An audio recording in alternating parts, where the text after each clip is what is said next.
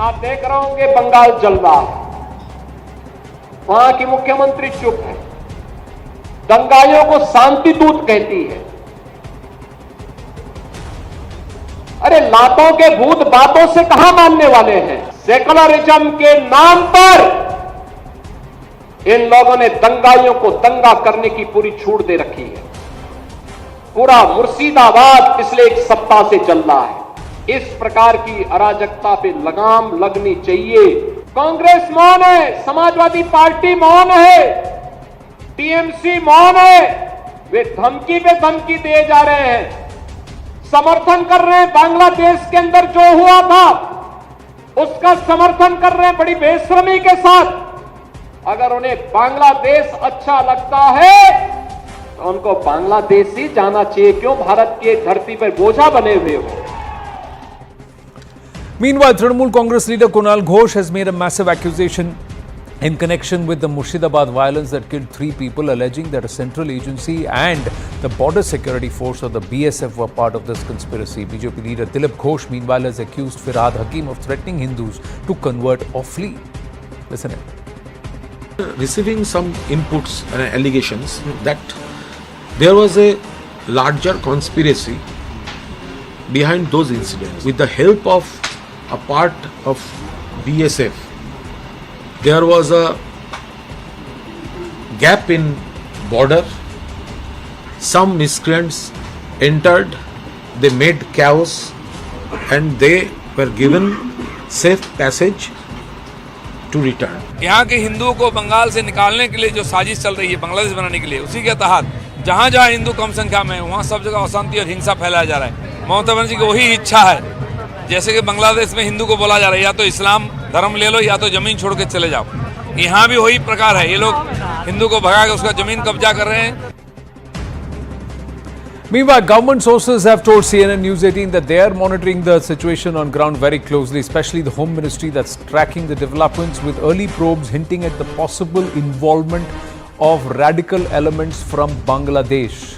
So Bangladeshi infiltrator involvement is possible. CNN News 18 via Manoj Kumar Gupta had reported here on the Right Stand on its Monday edition that there is an involvement online and offline of radical outfits like the Ansarullah Bangla and the Jamaat-e-Mujahideen Bangladesh, along with certain Houthi operators who've been using this entire porous border to escape law and establishment on either side and to also conduct these activities.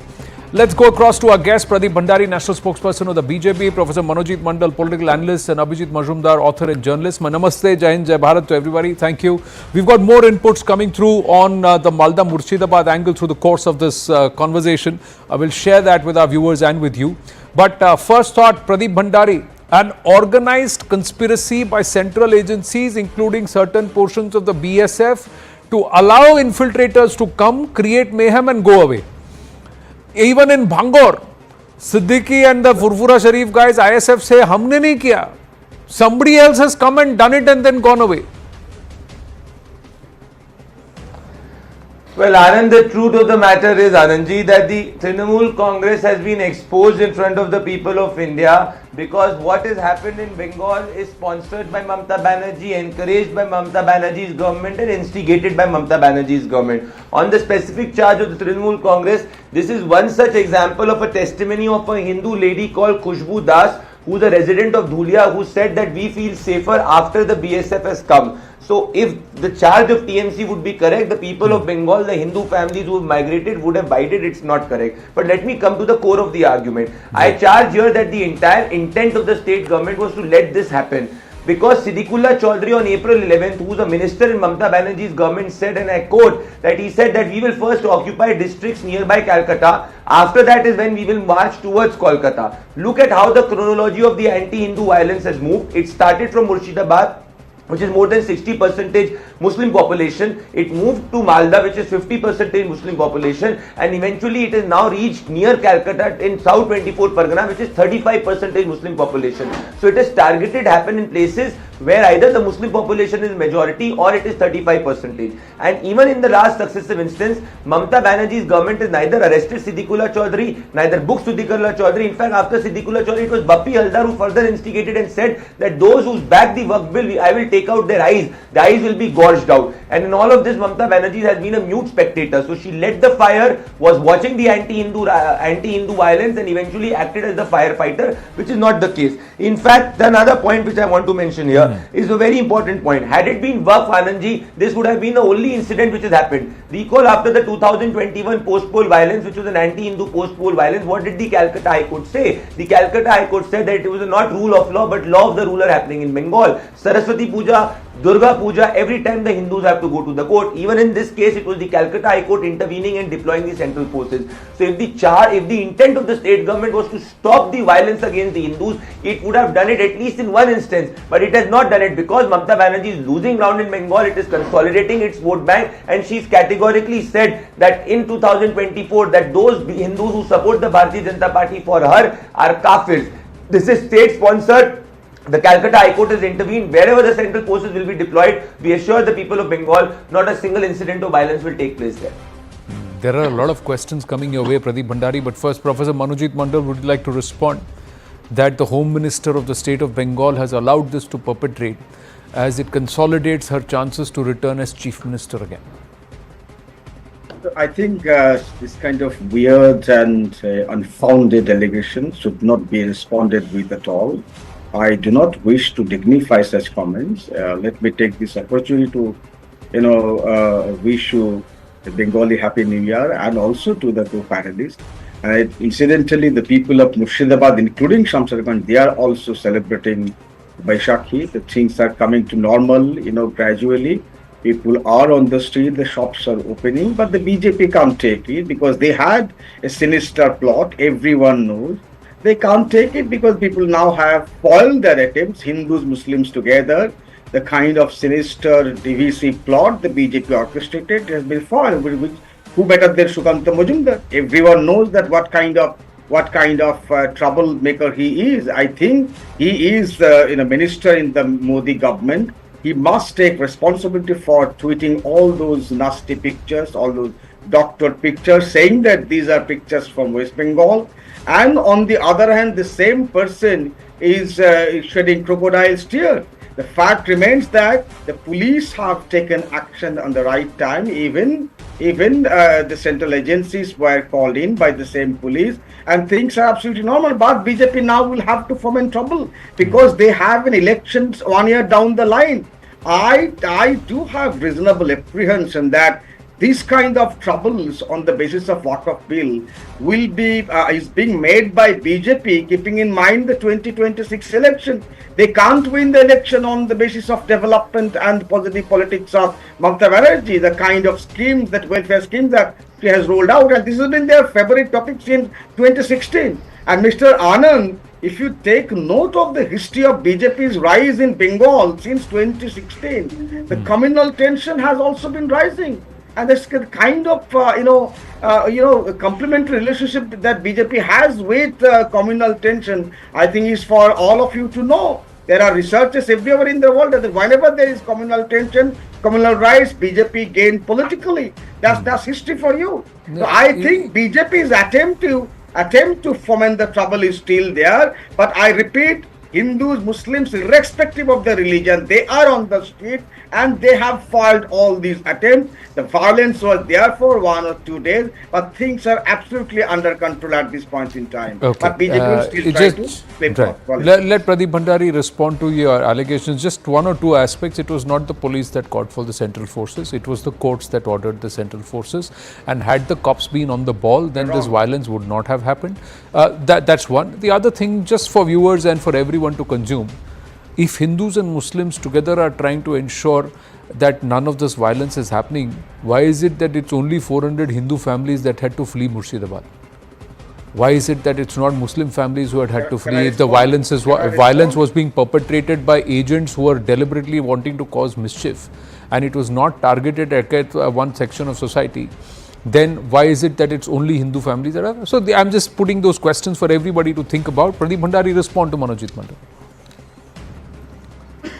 Well, Anandji, in Murshidabad, all the three member of parliament come from Trinamool Congress. Out of 22 assemblies, more than 19 have gone to Trinamool Congress. Out of 26 municipal panchayat samitis, all have gone to Trinamool Congress. So the Trinamool Congress has the MLA, has the MP. Not a single person has been on the ground. There is no presence of Bharatiya Janata Party per se politically in Murshidabad. So his charge is baseless. It is very sad that Har Gobind Das and Chandan Das, two Hindu men, as father and son, who've lost their life, they've been killed for being Hindus. The Trinamool Congress representative, a political analyst supporting the Trinamool Congress, could not even acknowledge that it's an anti-Hindu violence. If it is not an anti-Hindu violence, can you please tell me Muslim families targeted in any of these districts or even fled away?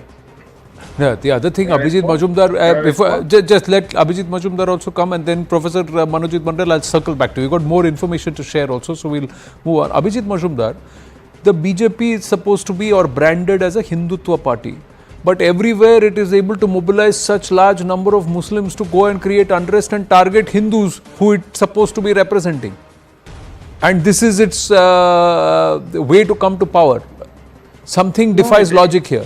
And at a state where, in a state where the sitting chief minister has been there for more than a decade and a half, and she's also the home minister.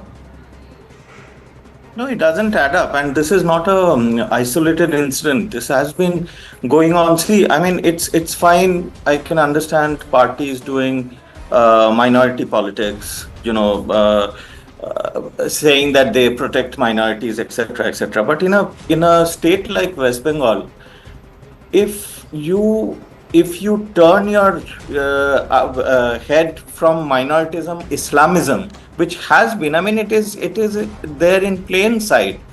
It is not just today's thing. I mean, Bobby Hakim, Firad Hakim talking about the demographic advantage that Muslims increasingly have, and and one after the other, Mamata Banerjee herself saying that Bangladeshis, if they have come here, they we will protect them. That there is no question of sending them back, etc., etc. So I am not saying that whatever is being done by the TMC. In fact, there is a very strong feeling that even the CM doesn't have full control over things, the way things have been unfolding there, and it is in a border state where history and geography, both sort of the confluence of history and geography, is such a dangerous confluence in Bengal. Right.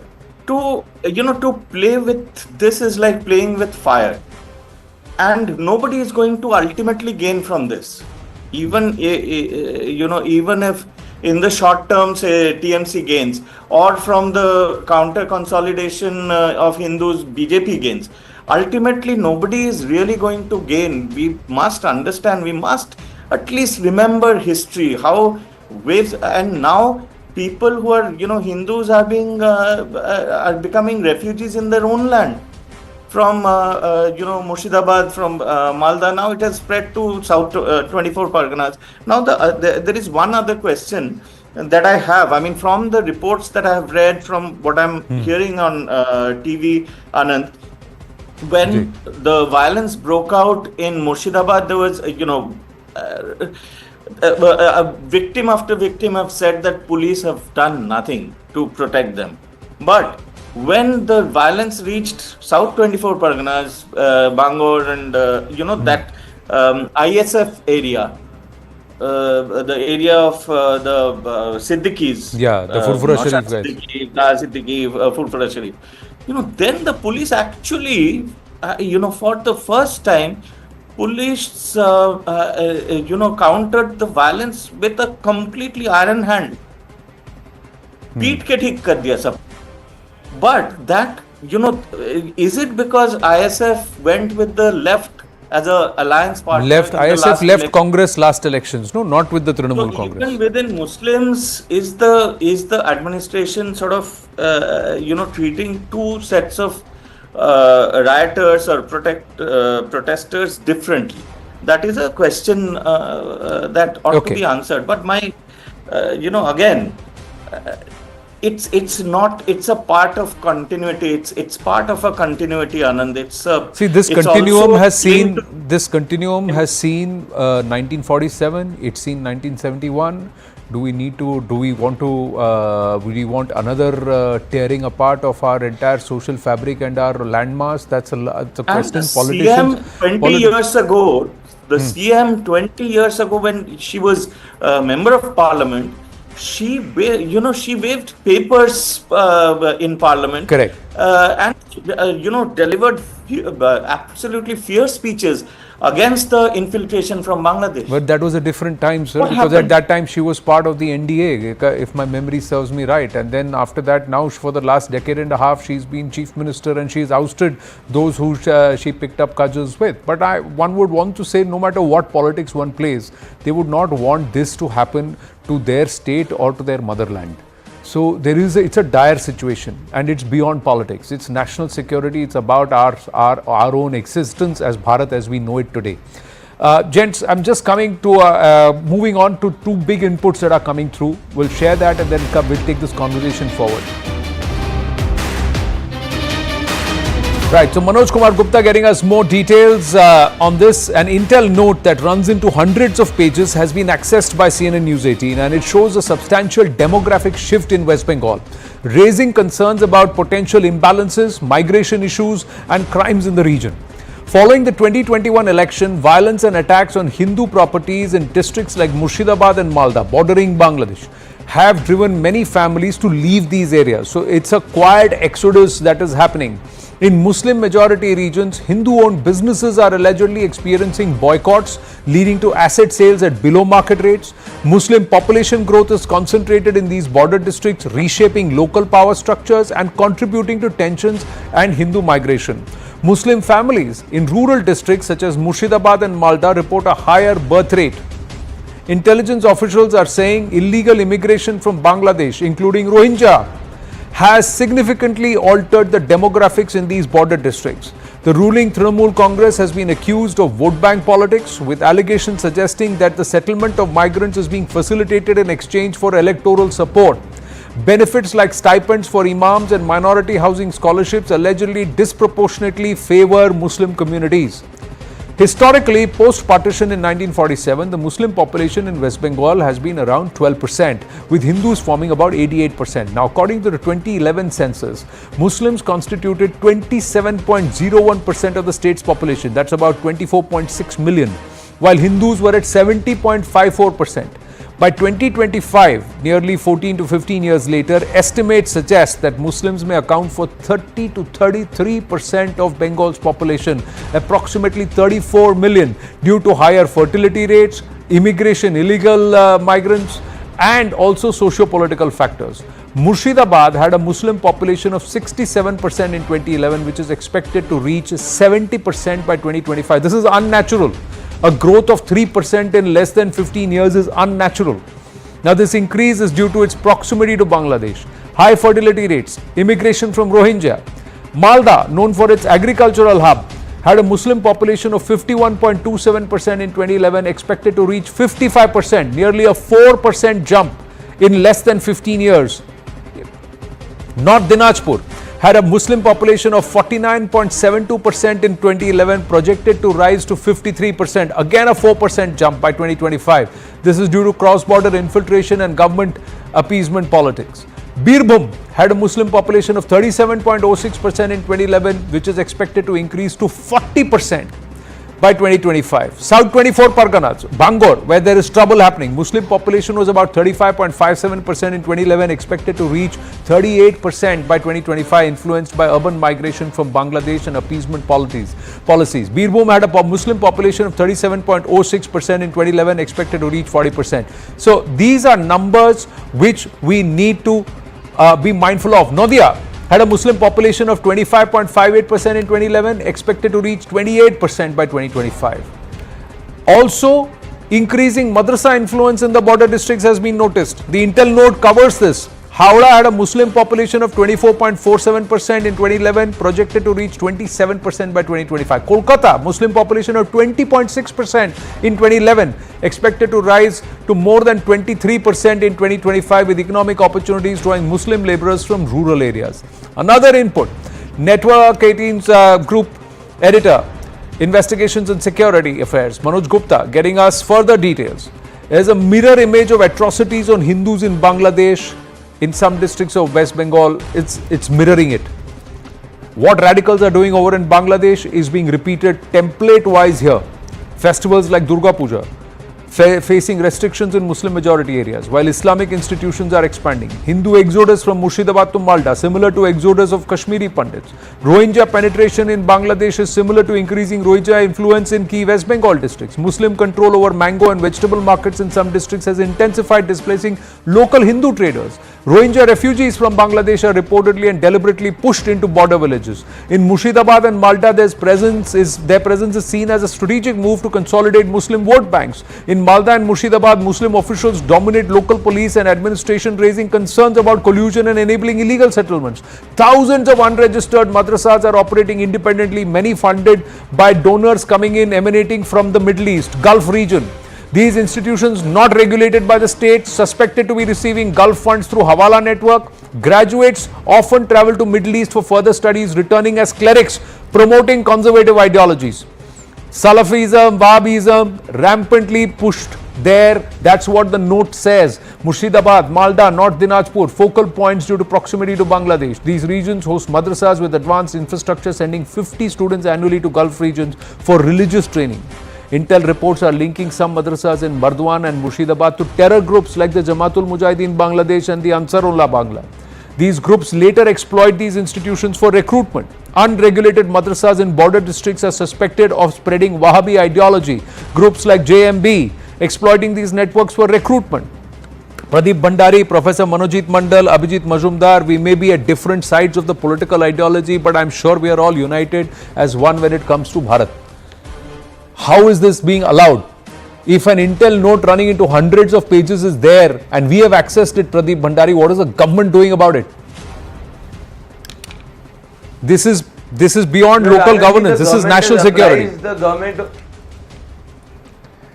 absolutely yes, but you need the cooperation of the state government in the border area of West Bengal. We are getting absolute cooperation from Assam, and I agree with you that liberal democracy's destiny is demography. Let me add to another point of yours. The rate of decline of Hindu population in Bangladesh, and if you see the rate of decline of the Hindu population in Bengal, the rate has been similar. I'm not talking about the quantity, the rate has been similar. In fact, the liberal democratic values in the district where you've said, you've seen that as the Muslim population in this district have increased, religion-based voting has further increased. So developmental-based voting is not happening. In fact, another data point, Anandji, Bengal used to contribute 10% to the overall GDP in 1960s. As the Hindu population declined and the Muslim population increased, now its contribution is 5% to the overall GDP. It is the only it's the only seacoast state which is underperforming less than the national average. So yes, these are glaring concerns. It is a matter of national security, but what is extremely astonishing and painful is that the state government in Bengal, despite repeated intel alerts, despite repeated warnings from the central government, despite repeated advice to take action, the state government there acts against central forces. When we go to arrest an individual like a criminal like Sheikh Shahjahan, you have the central forces being attacked by goons of the TMC. When you have the BSF here patrolling, you have members like Kunal Ghosh who are accusing the BSF. So yes, it's a very serious issue, and we do believe that there has to be a way out, but ultimately it's the Mamata Banerjee and the state government which has to act in national security. Places where the central forces are deployed, we are doing the necessary due course. However, in areas of South 24 Parganas, you have fake Aadhaar cards being made. This is all being done by the district administration. It falls under the purview of Mamata Banerjee. These are glaring concerns. I acknowledge what you've said. We are doing whatever is in our domain to do it. Unfortunately, we are not getting any cooperation from the Bengal government. No, are you really doing? Because what is happening is they are not just settling or coming here and nesting here in Malda, Murshidabad, North Dinajpur, etc. They are then taking the first train out of Bengal into other parts of the country. They are also coming into the mainland. Look at the latest caste census in Karnataka and the numbers are shocking. So they are coming from somewhere, right? And a lot of the investigations is the BJP itself that has alleged wherever they have caught illegal infiltration or illegal migrants, the Aadhaar cards, etc., the voter IDs have been made in Malda, Murshidabad, in these regions only. Professor Manojit Mandal? Absolutely, yes, Anandji. Can I now speak? First of all, I do not know where have you got this report from. But these narratives like Rohingyas, infiltration, fundamentalism, radicalism, please, now it's time for you to change these narratives because these are not working anymore. This has been there even in 2019, 2021, same narrative. And these, it's not narrative, it's reality. Sir, can I speak even now? You have allowed your Manojit, please lower the discourse to this level. Please speak. I mean, let me. You have been speaking. I am just trying to say that way, Mr. Anand. I am just trying to say, please, here on the right stand, just 10 seconds, here on the right stand. It's not about narrative, it's about nation. And this is a problem whether it is 1 year, 2 year, 2 elections, 5 elections. It's a problem and we should accept it, and we have not been able to address it. Yes, please continue. This has been the problem for you and the BJP since 2019. It did not work in 2021. If you rewind your TV shows, where I might have appeared in many of them, you had the same kind of narrative, either from BJP or an author or writer masquerading like BJP. These things don't work. And if at all there are infiltration, please okay, Pradeep Bhandari, don't speak over him. He didn't speak over you. Please. I have listened to your trash now for 10-15 minutes. I think if there are infiltration on the borders, what is the BSF doing please then? Please make your arguments, but let's also maintain a certain decorum in terms of the language we use for each other. Northern parts of Bengal, the fact remains that in most of those seats, BJP is winning. So is BJP deliberately, allowing this infiltration to happen? You go to Suganta Majumdar's place, you go to Malda, you go to North Dinajpur. BJP is winning the seats there most of the time. So if I take your argument on the face value, is it BJP that is allowing infiltration through BSF? Because BSF is supposed to man the border. No. What are you talking about? Please again, please don't be economical with the fact. The BSF, when it catches illegals, it can only hand it over to the local police. It's the local police who needs to ensure their deportation. But if it naturalizes and regularizes and releases them into the area and allows them to settle, then it's not possible. I'll tell you, sir, the local law and order. If there is an issue of infiltrators, then and if that infiltrator is helping the BJP, then Ms. Mamata Banerjee and the Bengal establishment should be the first to push them out. How many such infiltrators have been caught by the BSF and handed over to the Bengal police? Show me the data then. Sir, there are how many such infiltrators were caught by BSF and handed over to the there are multiple instances which are on record. Now we are trying to run around in circles. My point is, sir, if this is a problem, it's endemic, and if it's been allowed, it's been allowed. It is immaterial who wins elections and who doesn't. In this case of national security, whoever wins, their job is governance and security. Security of the land, saving it, and also it's ensuring its own people, the natives, its protection is something which is mandated by whoever is in power and whoever is elected. Manoj, Abhijit Majumdar put his hand up. Yes, Abhijit Majumdar. Yeah. Anand, I think the problem is right here in front of us. Manojit is taking, Manojit's approach to the problem seems to be that as long as, we are winning elections, everything is fine. There should be no concern about national security, etc., etc. I'm really, amazed because this is a very, very, myopic approach. कि जब तक हम लोग जीत रहे हैं election, अच्छा तुम लोग तो नहीं जीत पा रहे हो ना, तो सब कुछ ठीक है. This shouldn't be the approach to such a absolutely dangerous, tinderbox that we are sitting on. But having said that, Anand, I must tell Pradeep that Center cannot wash its hands off by just blaming the state government ki Mamata ne kuch nahi kiya. National security is a central issue.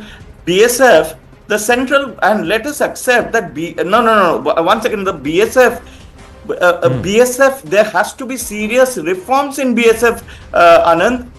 There has been serious allegations of corruption within the BSF. Yeah. Allowing there's a massive network that brings in people, regularizes them, gives them more papers than you and I have. And how many? I mean, if you just look at data of how many illegal Bangladeshis or Rohingyas we have sent back, India has sent back, and vis-a-vis, do you know that the highest number of the nation where India has sent back the highest, deported the highest number of illegals is Nigeria, boss. It's not Bangladesh. So, जहाँ से 2-3 crore, we have 2 or 3 crore. Sir, clearly there is a problem. There is a problem because I am personally witness to someone saying on ground in Bengal, I will not name this area, constituency or not, but that person says, I am here for the last 25 to 30 years. I am Rohingya. Try and throw me out. So this is an endemic issue. It's beyond one political party or a political disposition. This is an issue. This is a serious issue.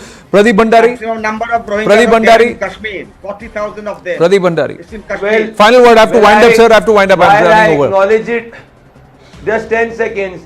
This specific question was asked, Anand, by Mr. Rahul Joshi on the News 18 conclave, and the Honorable Home Minister has responded to it. We are finding ways out when the Bengal government does not act, how legally we can get the illegal infiltrators booked and caught. We are working on it. Well, thank you, gents, for joining us here on this edition of The Right Stand. But I think every political party, every viewer, every person who loves this country has to be worried, because this is a huge national security issue and threat.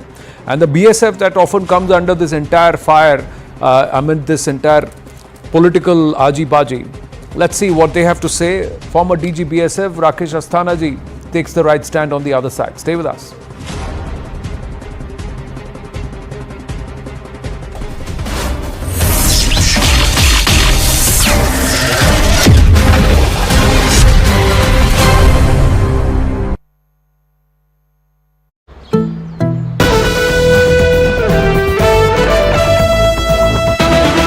President Trump has doubled down on his declared intention to impose tariffs now on pharmaceutical imports into the US, and that could affect India heavily. India exported about $12 billion worth of pharma products to the US last year, and that's up from just about a couple of $1 billion a year worth only 10 years earlier. So this is an export that's been rising quite dramatically. About a third of all India's pharma exports now go to the US. So any break in that or any inhibition of that would certainly affect India's pharmaceutical companies, but also they would hit patients here in America. Pharmaceuticals from India and also from China are particularly important in forming in the generic drug market. You know, that's where you have a lot of market drugs that people use routinely. Antibiotics are the most common one, but there are all sorts of common drugs that are used for cardiovascular diseases, for diabetes, etc., that are generic drugs. Prices for generic drugs will particularly increase, and that'll cause some problems both within the U.S. for people who take those medications, as well as for the countries that are exporting the pharmaceuticals. Trump wants all these medicines now to be produced in the US and sees tariffs as the way to bring in production. We don't make our own drugs, our own pharmaceuticals. We don't make our own drugs anymore. The drug companies are in Ireland and they're in lots of other places, China. And all I have to do is impose a tariff. The more, the faster they move in. The higher the tariff, it's very simple. It's inversely proportional. The higher the tariff, the faster they come. But not so fast. Not so fast, certainly, as Trump seems to expect, and not so easy as Trump seems to think. It's tough because there are high production standards that we want to have for these drugs. They are, depending on the drug, can be very complicated to manufacture, and then depend on particular supplies of certain sorts of inputs. You know, so for example, insulin products, in many cases, what they really require is that you have the inputs. The inputs tend to come from things like pig's intestines. So if you don't have a ready supply of pig's intestines, it's hard to make enough insulin. It's not just about production standards and available inputs, it's about the economics of production. There are reasons why many goods are produced in India or China. The cost of production is inherently lower. Labor costs are lower. In many cases, the supply of ingredients that go into these medications are already there. To bring them into the US, you may be able to do it.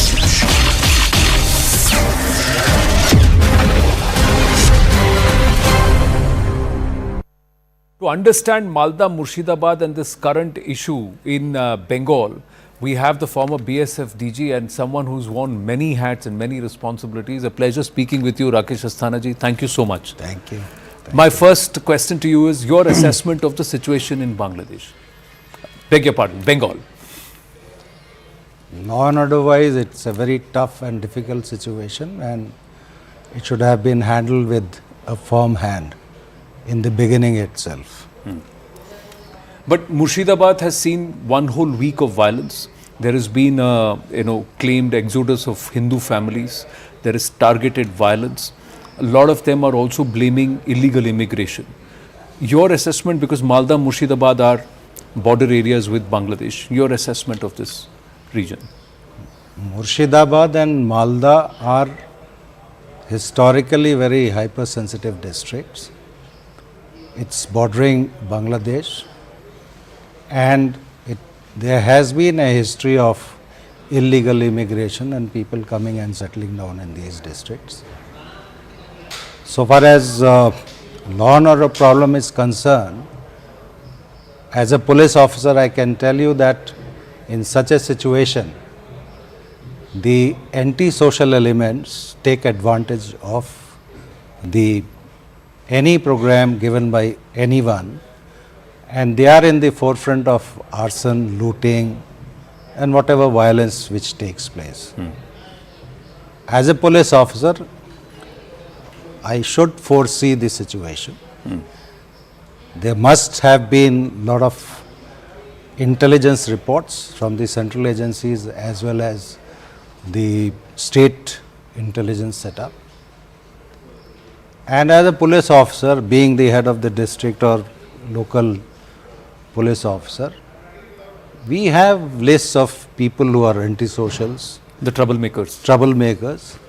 So they could have been picked up under preventive arrest sections. An action should have been taken against them. That is the first step which we take. And of course, deployment should have been there.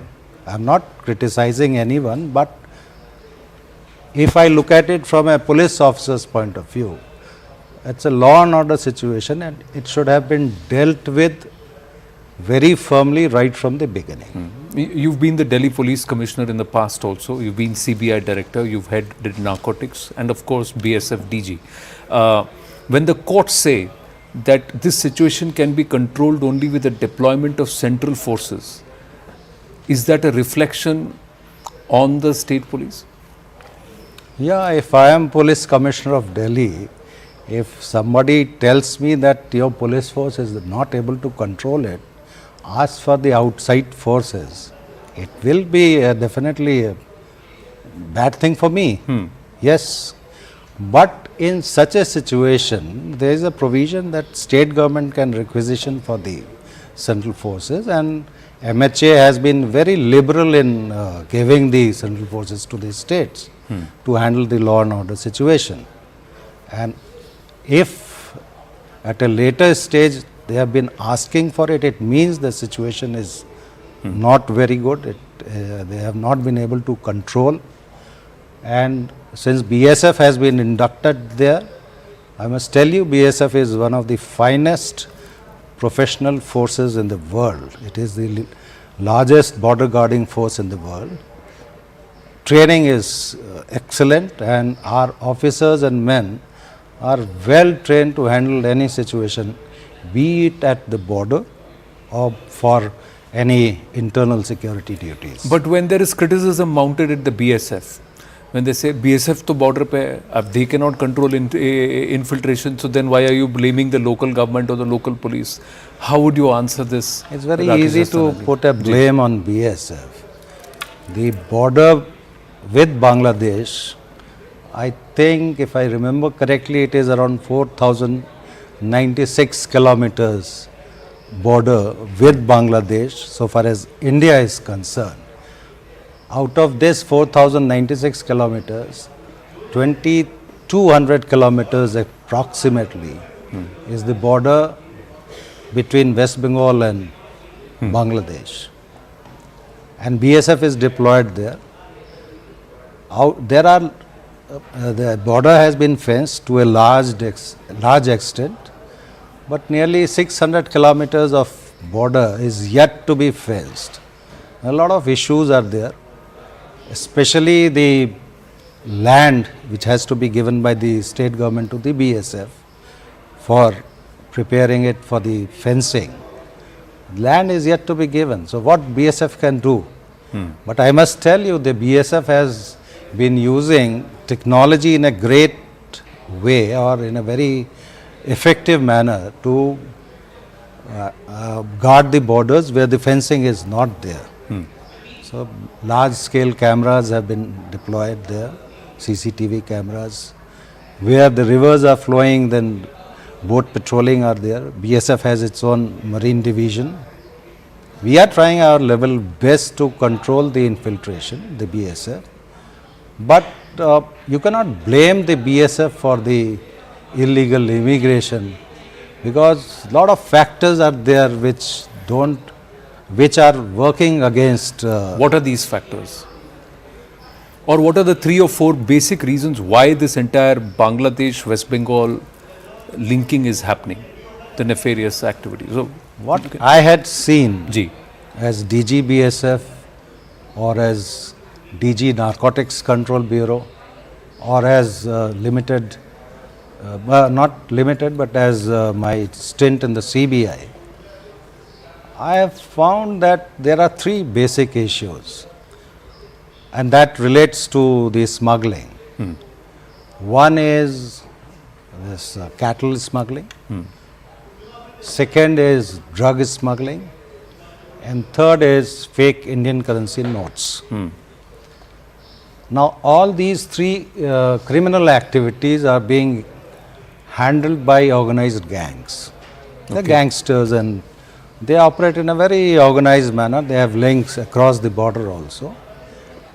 And a lot of money is generated, of course, through this illegal activity.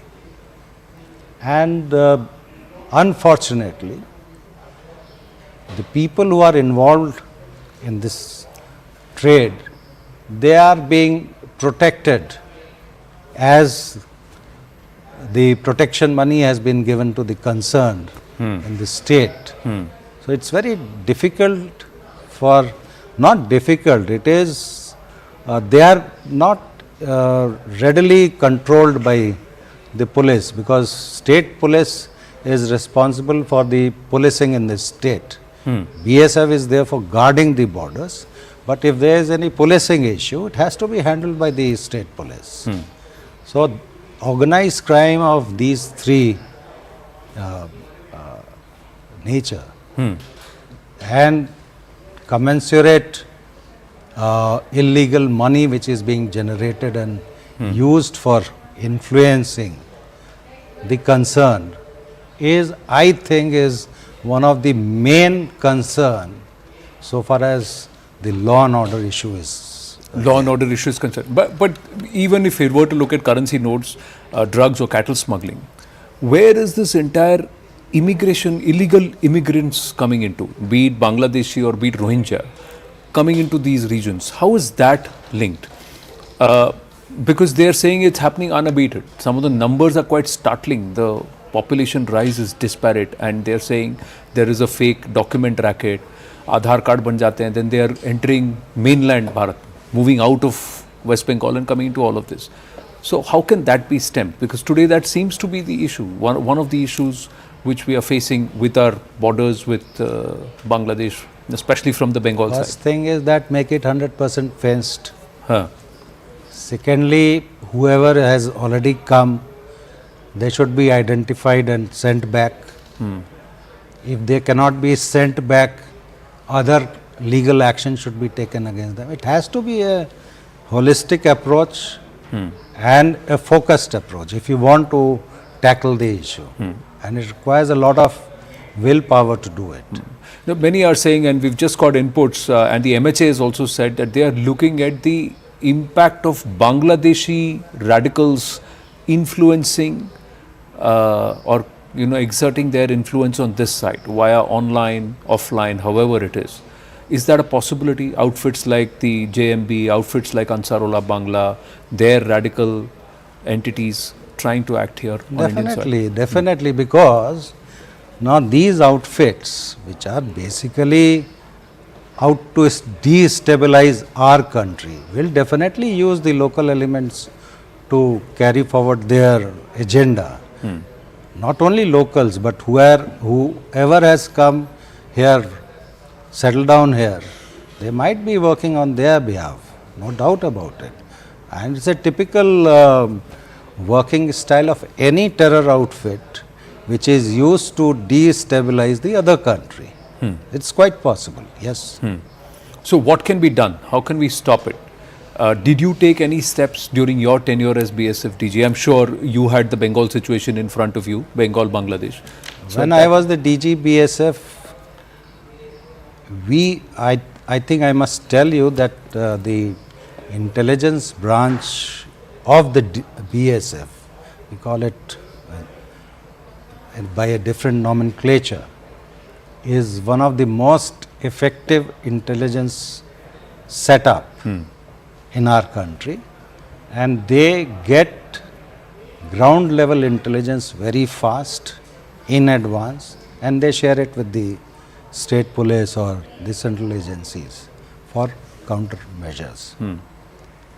During my tenure, and both the borders, Pakistan border and the Bangladesh border, I had specifically used this intelligence outfit of the BSF to take preemptive measures against the terrorists, against the smugglers, and it had been very effective because my boys or my force responded very well to the intelligence which they were getting and countering the same. So a lot of people were killed during the crossing of the border.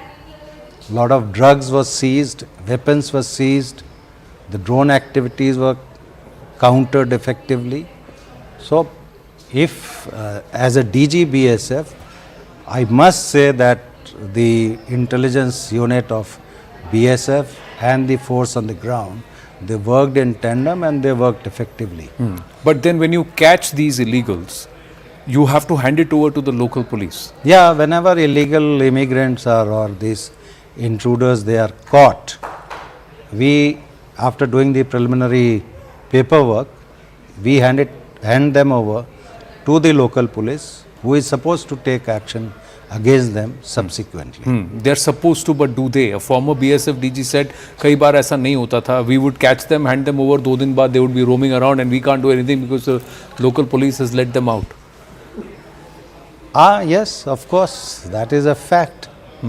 Because BSF cannot keep these people in detention forever.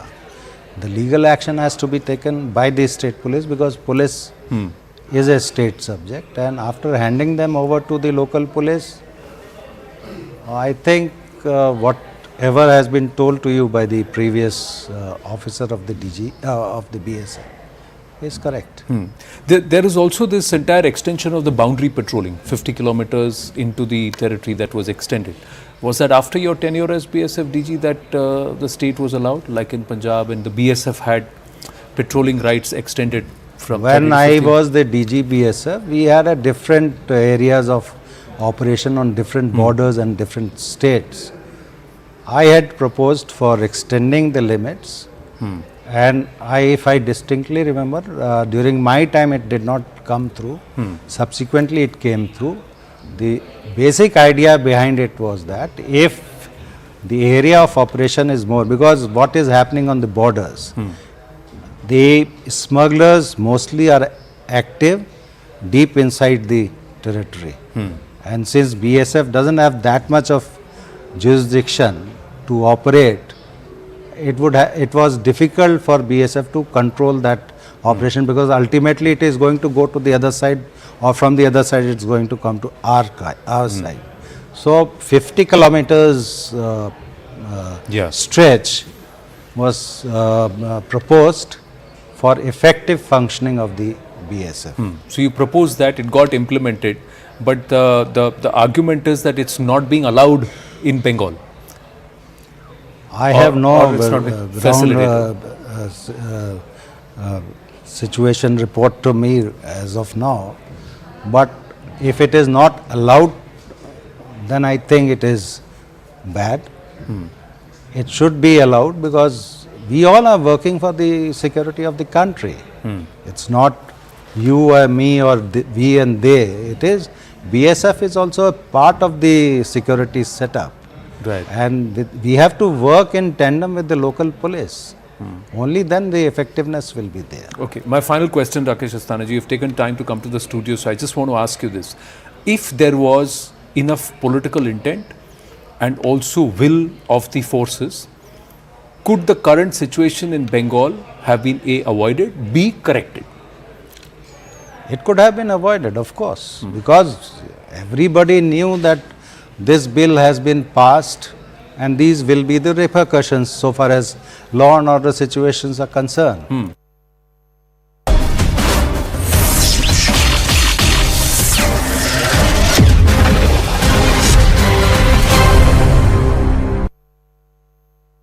Brought to you by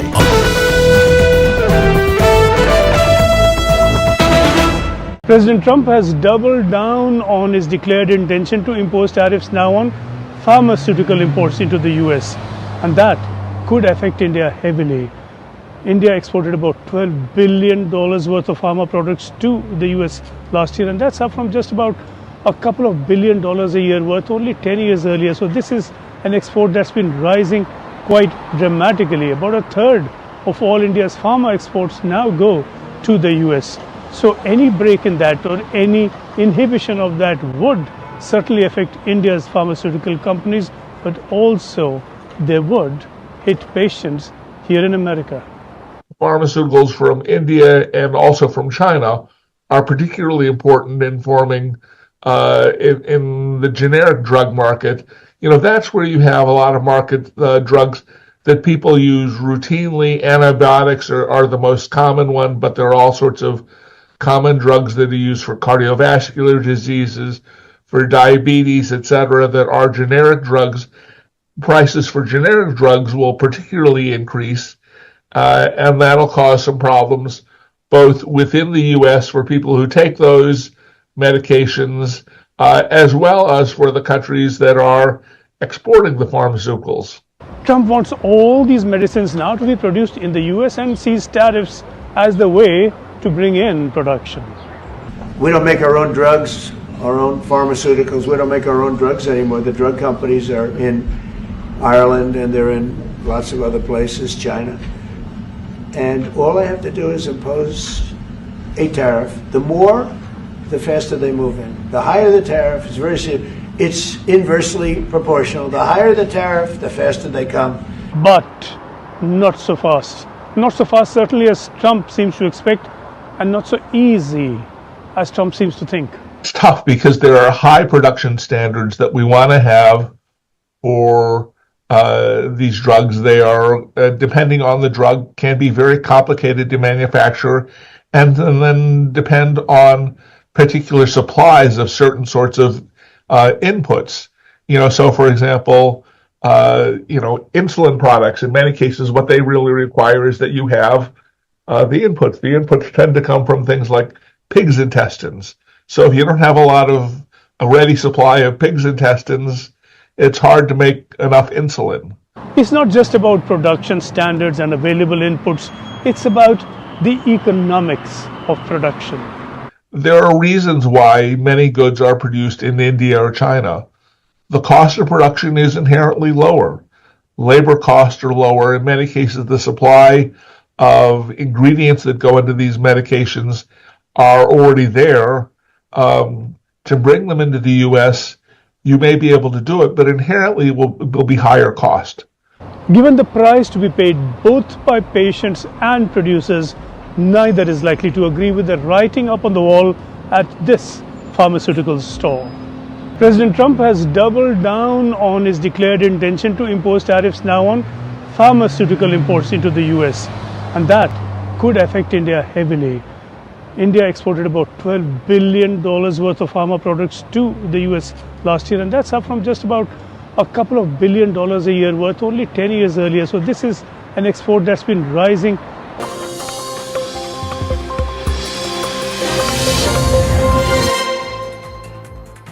Good evening, you're watching Brass Tacks. I'm Zakir Jacob. The Enforcement Directorate has filed a prosecution complaint or the equivalent of a charge sheet in the National Herald case. This makes Sonia Gandhi and Rahul Gandhi accused numbers 1 and 2 respectively in this case. The allegation against the Gandhi mother and son duo was that they were directors and had a majority stake in a company called Young India Limited, which was a not-for-profit Section 25 company.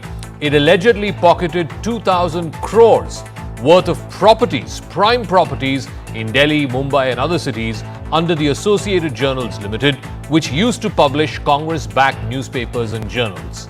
Separately, on the same day today, Robert Vadra, Priyanka Gandhi's husband and the son-in-law of the Gandhi household, was questioned in the Skylight Hospitality case, where it is alleged that he bought land for about 7 crore rupees, 3.5 acres of land in the outskirts of Gurgaon, and then sold that to a mega real estate firm for 8 times the price, more than 50 crores, and he managed to do all of this in a space of just 3 months.